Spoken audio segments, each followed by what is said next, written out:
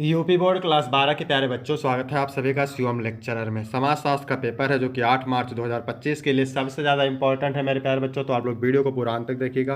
पूरा पेपर एकदम अच्छे से आंसर के साथ आपको बताने वाले हैं। समय 3 घंटे 15 मिनट होता है और पूर्णांक होता है 100 का। यहाँ पर थोड़ा सा निर्देश देख लेते हैं मेरे प्यारे बच्चों। प्रारंभ के 15 मिनट परीक्षार्थियों को प्रश्न पत्र पढ़ने के लिए निर्धारित है। सभी प्रश्न अनिवार्य हैं। प्रत्येक प्रश्न के लिए निर्धारित अंक उसके सामने दिए गए हैं। प्रश्न संख्या 1 से 10 तक बहुविकल्पीय प्रश्न है। प्रश्न संख्या 11 से 20 तक अति लघु उत्तरीय प्रश्न है, जिनका प्रत्येक उत्तर आपको 25 शब्दों में देना है। प्रश्न संख्या 21 से 26 तक लघु उत्तरीय प्रश्न है, जिनका प्रत्येक उत्तर लगभग 50 शब्दों में देना है। प्रश्न संख्या 27 से 29 तक दीर्घ उत्तरीय प्रश्न है, जिनका प्रत्येक उत्तर लगभग 150 शब्दों में देना है। तो सभी लोग वीडियो को कर देंगे लाइक, चैनल पर नए होंगे चैनल को सब्सक्राइब कर देंगे, वीडियो को शेयर कर देंगे। चलिए शुरू करते हैं। एक है डेमोग्राफी शब्द किसने दिया? जॉन ग्रांट ने, गोई लर्ड ने, चार्ल्स मेटकॉफ ने, एच स्पेंसर ने। तो मेरे प्यारे बच्चों, डेमोग्राफी शब्द दिया था गोई लर्ड ने। खा ऑप्शन बिल्कुल सही हो जाएगा। इसके बाद प्रश्न नंबर 2 है, किसने कहा कि जाति एक बंद वर्ग है? तो मजूमदार एवं मदान ने कहा मेरे प्यारे बच्चों कि जाति एक बंद वर्ग है।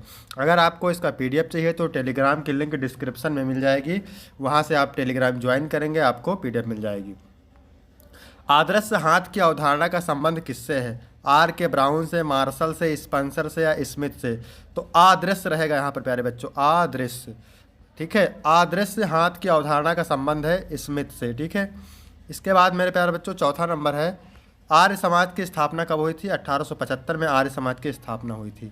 इसके बाद 5 नंबर है मेरे प्यारे बच्चों, टू वेयर शूद्रज कौन लिखा है? तो बी आर अम्बेडकर ने टू वेयर शूद्रज लिखा है। इसके बाद 6 नंबर है मेरे प्यारे बच्चों, राष्ट्रीय एकीकरण में बाधक तत्व है? तो संप्रदायवाद जो है राष्ट्रीय एकीकरण में बाधक तत्व है। ठीक है, फिर है उपनिवेशवाद का संबंध है पूंजीवाद से। मेरे प्यारे बच्चों, उपनिवेशवाद का संबंध है पूंजीवाद से। इसके बाद क्वेश्चन नंबर 8 है मेरे प्यारे बच्चों, आधुनिकरण के क्या परिणाम हैं? नए वर्गों का उदय, साक्षरता में वृद्धि, रोजगार में वृद्धि। ये तीनों सही हो जाएंगे, घा ऑप्शन। मेरे प्यारे बच्चों, अगर वीडियो अच्छा लग रहा हो सब लोग वीडियो को लाइक करेंगे, चैनल पर नए होंगे चैनल को सब्सक्राइब करेंगे। ठीक है, किस वर्ष पंचायती राज से संबंधित 73वां संविधान संशोधन पारित किया गया? तो यहाँ पर हो जाएगा 1992 में। ठीक है, कब? 1992 में। इसके बाद में है 10 नंबर, क्या कह रहा है? 10 नंबर प्रश्न कह रहा है, ओकालिगास और लिंगत जाति कहाँ पाई जाती है? ओका, लिगास और लिंगायत जाति कहाँ पाई जाती है? कर्नाटक में। आपका गा ऑप्शन करेक्ट हो जाएगा। ठीक है, यहाँ तक हो गया मेरे प्यारे बच्चों 10 बहुविकल्पीय प्रश्न। अब यहाँ हम बात करेंगे अति लघु उत्तरीय प्रश्न की। प्रत्येक उत्तर के लिए 3 अंक और उत्तर लगभग आपको 25 शब्दों में देना है। तो समाज को परिभाषित कीजिए।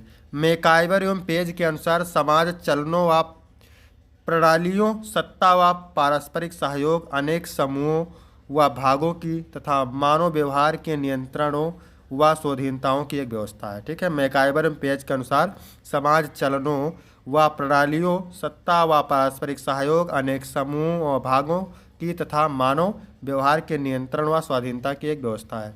इसके बाद है संस्कृतिकरण को परिभाषित कीजिए। संस्कृतिकरण को परिभाषित कीजिए। तो चलिए देखते हैं इसका आंसर।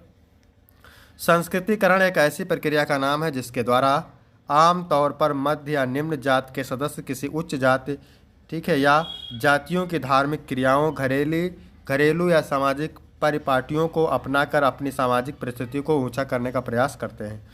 इसके बाद मेरे प्यारे बच्चों 30 नंबर है, सामाजिक विषमता से क्या अभिप्राय है? सामाजिक संसाधनों तक असमान पहुंच की पद्धति साधारणतया सामाजिक विषमता कहलाती है। दिव्यांग से आप क्या समझते हैं? तो वह व्यक्ति जो शारीरिक और मानसिक रूप से अक्षम होते हैं दिव्यांग कहलाते हैं। इसके बाद है 15 नंबर, क्षेत्रवाद से क्या आशय है? क्षेत्रवाद एक विशेष क्षेत्रीय पहचान के लिए प्रतिबद्ध विचारधारा है जो भौगोलिक क्षेत्र के अलावा भाषा, संजातीयता आदि अन्य विशेषताओं पर आधारित होती है। इसके बाद है आधुनिकरण क्या है मेरे प्यारे बच्चों? तो आधुनिकरण समाज, तकनीकी और संस्कृति में नए विचारों और विधियों को अपनाने की प्रक्रिया है जिससे जीवन शैली, अर्थव्यवस्था और शिक्षा में प्रगति होती है। इसके बाद मेरे प्यारे बच्चों 17 नंबर है, लोकतंत्र को परिभाषित कीजिए। अमेरिका राष्ट्रपति अब्राहम लिंकन के अनुसार लोकतंत्र जनता के द्वारा जनता के लिए शासन है। इसके बाद है 18 नंबर, नगरीकरण की 3 विशेषताएं बताइए। तो नगरीकरण की विशेषताएं, पहली है जनसंख्या का गांवों से शहरों की ओर प्रवास, आधुनिक बुनियादी सुविधाओं जैसे सड़क, बिजली, शिक्षा, स्वास्थ्य का विकास, औद्योगिकरण और रोजगार के नए अवसर। इसके बाद है 19 नंबर मेरे प्यारे बच्चों, औद्योगिकरण के दो प्रमुख प्रभाव लिखिए। तो आर्थिक विकास, औद्योगिकरण से उत्पादन बढ़ता है जिससे रोजगार के अवसर और राष्ट्रीय आय में वृद्धि होती है। पर्यावरण प्रभाव, प्रदूषण और प्राकृतिक संसाधनों का अत्यधिक दोहन बढ़ जाता है। इसके बाद है उदारीकरण शब्द का क्या तात्पर्य है। तो उदारीकरण का तात्पर्य आर्थिक नीतियों में सरकारी नियंत्रण कम करके व्यापार, निवेश और निजीकरण को बढ़ावा देना है, जिससे वैश्वीकरण, प्रतिस्पर्धा और आर्थिक विकास को प्रोत्साहन मिलता है। इसके बाद मेरे प्यारे बच्चों लघु उत्तरीय प्रश्न है, ठीक है। प्रत्येक उत्तर के लिए आपको 6 नंबर मिलेंगे और प्रत्येक का उत्तर आपको लगभग 50 शब्दों में देना है। भूमंडलीकरण का रोजगार के अवसरों पर क्या प्रभाव पड़ा है, स्पष्ट कीजिए। तो भूमंडलीकरण ने रोजगार के नए अवसर पैदा किए, विशेषकर आईटी, सेवा और विनिर्माण क्षेत्रों में।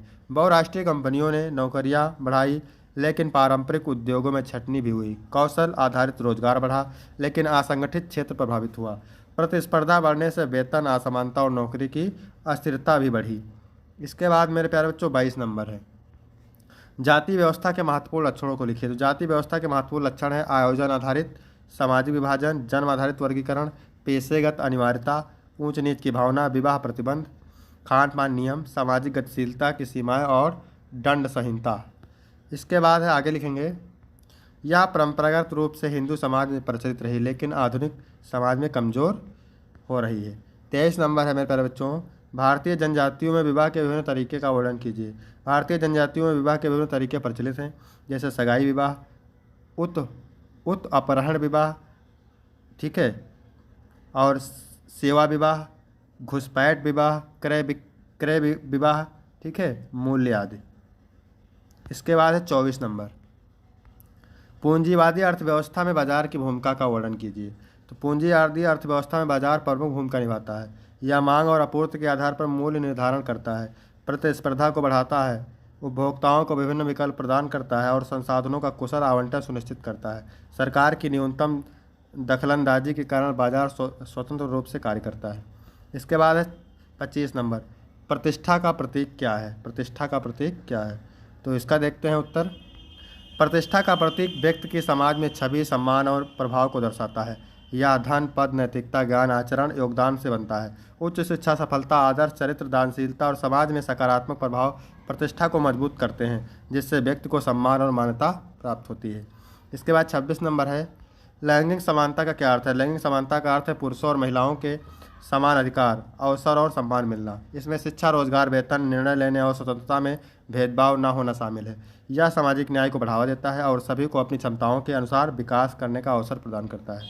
इसके बाद है विस्तृत उत्तरीय प्रश्न मेरे प्यारे बच्चों, प्रत्येक उत्तर के लिए आपको 8 अंक मिलेगा। भारत में श्रमिक आंदोलन के प्रमुख कारणों का मूल्यांकन कीजिए। तो चलिए देखते हैं इसका उत्तर।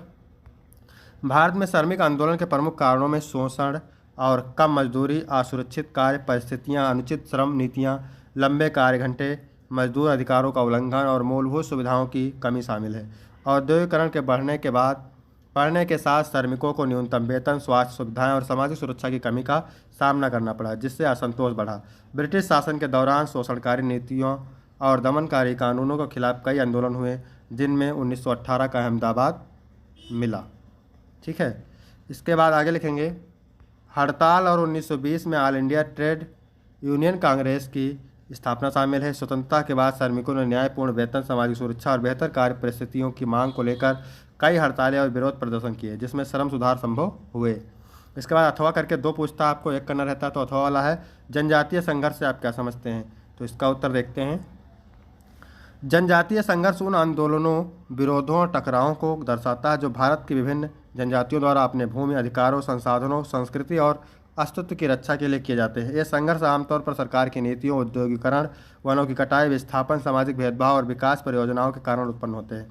उदाहरण के लिए झारखंड, छत्तीसगढ़, उड़ीसा और पूर्वोत्तर राज्यों में आदिवासी समुदाय खनन परियोजना, बांधों और औद्योगिक विस्तार के विरोध में संघर्षरत हैं। ऐतिहासिक रूप से बिरसा मुंडा आंदोलन और नक्सलवादी आंदोलन आदिवासी अधिकारों से जुड़े प्रमुख संघर्ष रहे हैं। इसके आगे लिखेंगे, जनजातीय संघर्ष सामाजिक न्याय, आत्मनिर्णय और सतत विकास की मांग को दर्शाता है, जिसमें आदिवासी समुदाय अपनी पारंपरिक पहचान और संसाधनों की रक्षा के लिए आंदोलन करते हैं।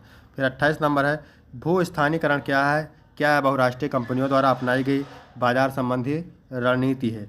तो लिखेंगे भू स्थानीयकरण, वैश्वीकरण और स्थानीयकरण का मिश्रण है, जहां बहुराष्ट्रीय कंपनियां अपने उत्पादों और सेवाओं को विभिन्न देशों या क्षेत्रों की सांस्कृतिक, भाषाई और उपभोक्ता आवश्यकताओं के अनुसार अनुकूलित करते हैं।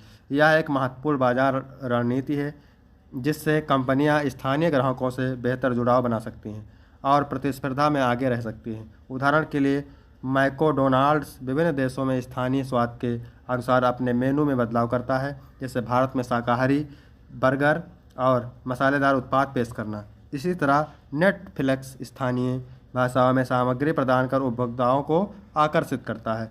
इसके आगे लिखेंगे भू स्थानीयकरण कंपनियों को वैश्विक उपस्थिति बनाए रखने हेतु स्थानीय ग्राहकों की ज़रूरतें पूरी करने में मदद करता है, जिससे उनकी बाजार पकड़ और ब्रांड स्वीकृत मजबूरी होती है। इसके बाद अथवा करके इसमें भी दो पूछता है।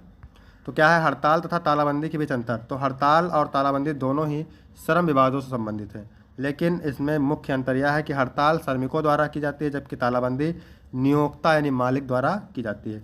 हड़ताल तब होती है जब कर्मचारी अपनी मांगों को लेकर कार्य करना बंद कर देते हैं या मजदूरी बढ़ाने, कार्यस्थल की स्थिति सुधारने या अन्य अधिकारों के लिए किया जाता है। यह एक श्रमिक अधिकार है और संगठित रूप में किया जाता है। इसके बाद में है तालाबंदी तब होती है जब नियोक्ता किसी विवाद के कारण कर्मचारियों को काम पर आने से रोक देता है, जिससे उनका वेतन भी बंद हो जाता है। यह आमतौर पर श्रमिकों पर दबाव बनाने के लिए किया जाता है। संक्षेप में हड़ताल श्रमिकों का हथियार है, जबकि तालाबंदी नियोक्ताओं की रणनीति होती है। इसके बाद है 29 नंबर, भारत में भूमि सुधार के महत्व की चर्चा कीजिए। तो भारत में भूमि सुधार का मुख्य उद्देश्य कृषि में समानता, उत्पादकता वृद्धि और किसानों को सशक्तिकरण को बढ़ावा देना था। स्वतंत्रता के बाद सरकार ने जमींदारी प्रथा समाप्त करने, किसानों को भूमि स्वामित्व देने और कृषि सुधार लाने के लिए कई नीतियां लागू की। मुख्य सुधारों में जमींदारी उन्मूलन, भूमि सीलिंग कानून, ठीक है, एक व्यक्ति द्वारा अधिकतम भूमि स्वामित्व की सीमा, बटाईदारों के अधिकार सुरक्षित करना और सहकारी खेतों को प्रोत्साहन शामिल थे। इन सुधारों में भूमिहीन किसानों को जमीन मिली, शोषण कम हुआ और कृषि उत्पादन बढ़ा। इसके आगे लिखेंगे हालांकि कई राज्यों में प्रभावी क्रियान्वयन की कमी और कानूनी अड़चनों के कारण भूमि सुधार पूरी तरह सफल नहीं हो सके, फिर भी इन सुधारों ने कृषि क्षेत्र में सामाजिक आर्थिक परिवर्तन लाने में महत्वपूर्ण भूमिका निभाई। फिर अथवा करके देखेंगे, यहाँ पर दो पूछता है, एक करना रहता है। ग्रामीण भारत में सामाजिक परिवर्तन पर एक निबंध लिखिए। तो ग्रामीण भारत में सामाजिक परिवर्तन आर्थिक, तकनीकी और शैक्षिक विकास के कारण तेजी से हो रहा है। परंपरागत समाज जहां जाति व्यवस्था, रूढ़वादी परंपराएं और कृषि आधारित अर्थव्यवस्था प्रमुख थी, जब आधुनिकता की ओर बढ़ रहा है। शिक्षा, कृषि सुधार, औद्योगिकरण, संचार प्रौद्योगिकी और सरकारी योजनाओं ने ग्रामीण समाज में जागरूकता बढ़ाई है। महिला सशक्तिकरण, दलित उत्थान और पंचायत राज जैसी व्यवस्थाओं ने लोगों को अधिक अधिकार दिए हैं। इसके आगे लिखेंगे, हालांकि आज भी गरीबी, अशिक्षा और बेरोजगारी जैसी समस्याएं बनी हुई हैं, लेकिन डिजिटल क्रांति, कौशल विकास और शहरीकरण के प्रभाव से ग्रामीण समाज धीरे धीरे समानता और प्रगति की ओर बढ़ रहा है, जिससे सामाजिक संरचना को सकारात्मक बदलाव आ रहे हैं। ठीक है मेरे प्यारे बच्चों, तो यहाँ तक वीडियो कंप्लीट होता है। वीडियो कैसा लगा? वीडियो अच्छा लगा तो वीडियो को लाइक करेंगे, चैनल को सब्सक्राइब करेंगे। फिर मिलते हैं आपको अगली वीडियो में, तब तक के लिए मेरे प्यारे बच्चों, जय हिंद, जय भारत।